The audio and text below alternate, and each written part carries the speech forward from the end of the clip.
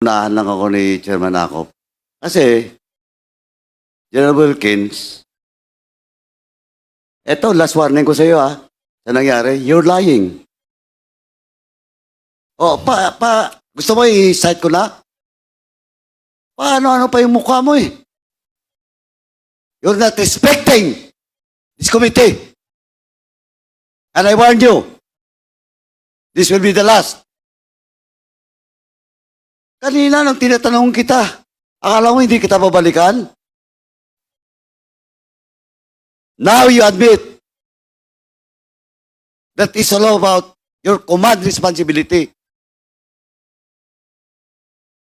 Well, in fact, magtuturuan na, asyerto, dinideny mo. Of course, your words against the words of asyerto. Now, eto si Jed. Did you really interrogate personally, Jed Pilapil? Yun nga, Mr. Chair, hindi ko kasi maalala na kinausap ko siya. Basta ang alam ko, nasa opisina siya, Mr. Chair. Ayun And yung I problema. don't lie, Mr. Chair. You're not lying, you lie. Just a few minutes ago.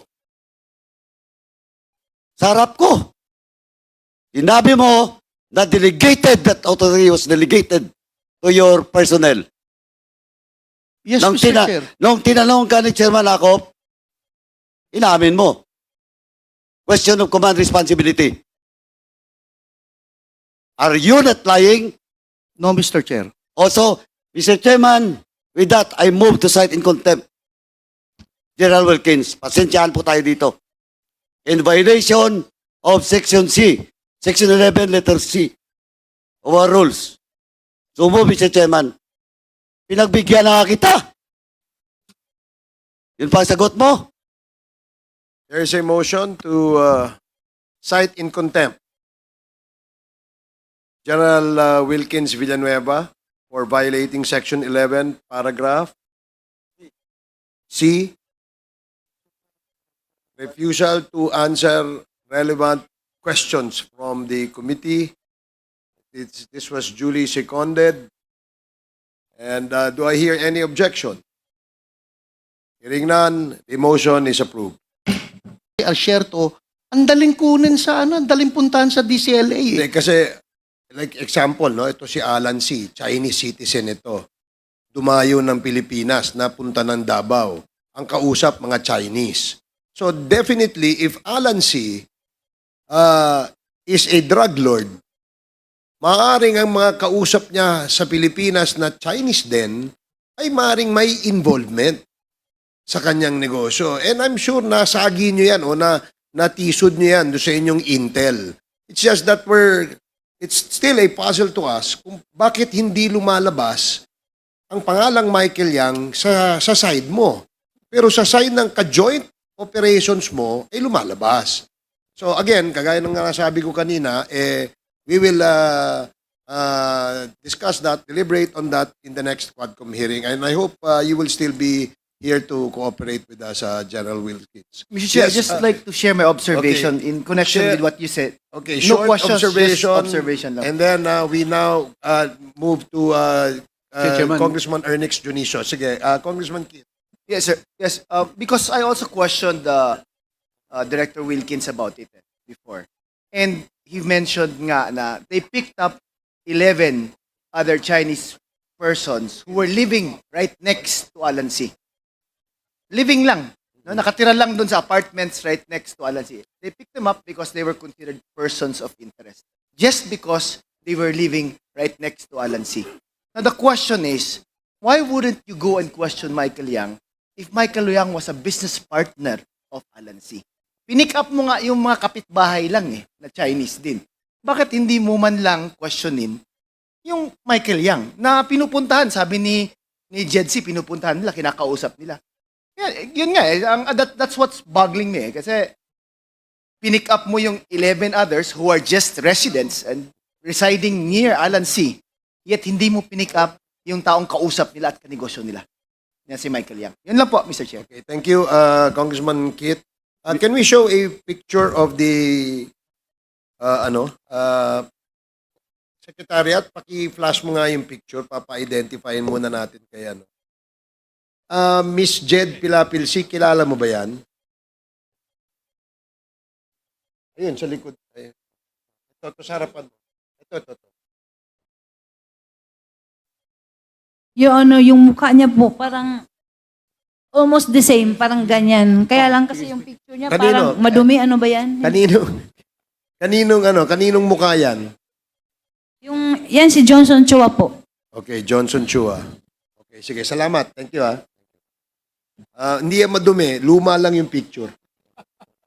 Okay, sige, thank you. Next, we'd like to acknowledge. Mr. Chairman, Yes, is the SDS meron lang akong kay General Wilkins, ano?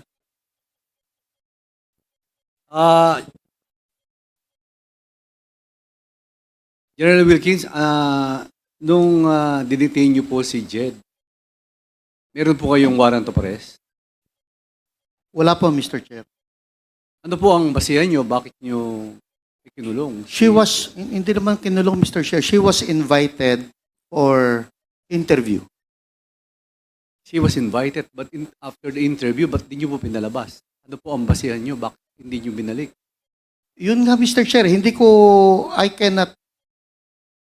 since it's already delegated to my investigator, hindi ko alam kung ilang araw ba siya doon.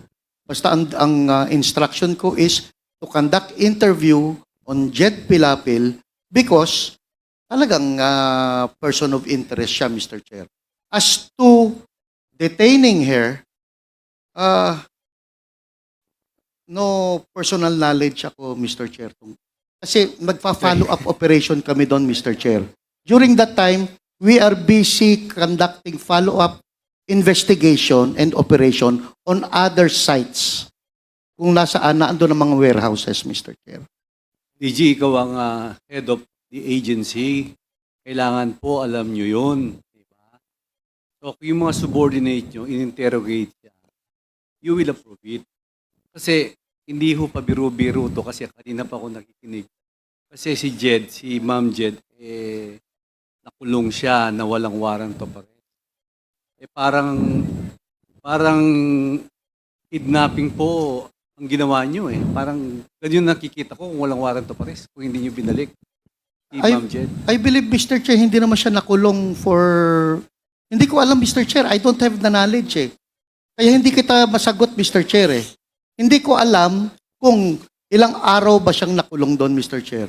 Mr. Chairman, can I,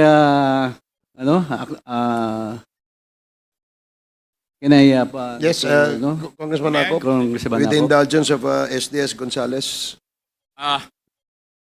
General Wilkins, si Madam Jed Pilapil ay 2 beses na kinuha ng PDEA.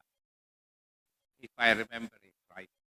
One, when you went to the apartment, kinuha siya.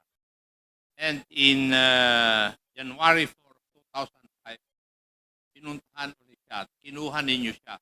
And after that, hindi na siya nakalabas. Yun ang katotohanan. And it is on record ng PDEA blatter na binabasa ko. And I do not know the reason why. You do not know. Parehas tayo nanggaling sa police, di ba? You are more ranking than Colonel Acerto. Tama. Pareho lang kami nun, Mr. Chair.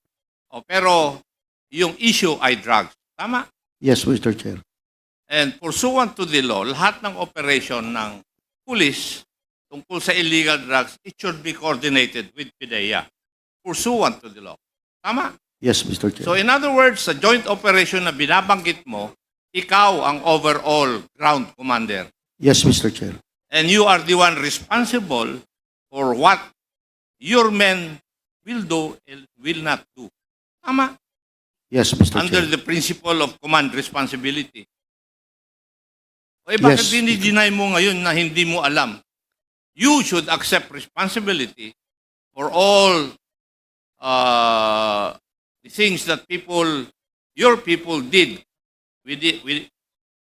outside the bounds of law. Di ba? Turo sa atin yan eh. And now, here, naririnig ko yung sagot mo kay SDS. You do not know anything about it. Inihuhulog mo na yung mga tao mo. And that is not supposed to be the case for a commander. Di ba? Kaya sagutin mo si Juan, si SDS ng tama. You are the overall commander of the joint operation. Kung ano man ang mali doon, sagot mo dapat. Kasi ikaw ang commander eh. Yes, Mr. Chair. Yes, answer the questions of the SDS properly. Kasi nagtataka ako. Parehas tayo ng pinanggalingan. Pero hindi ganyan yung pagkaturo sa akin. Thank you, Mr. Chair. Man. Thank you, Congressman Akop. With the indulgence again of Congressman Okay, I will give the floor to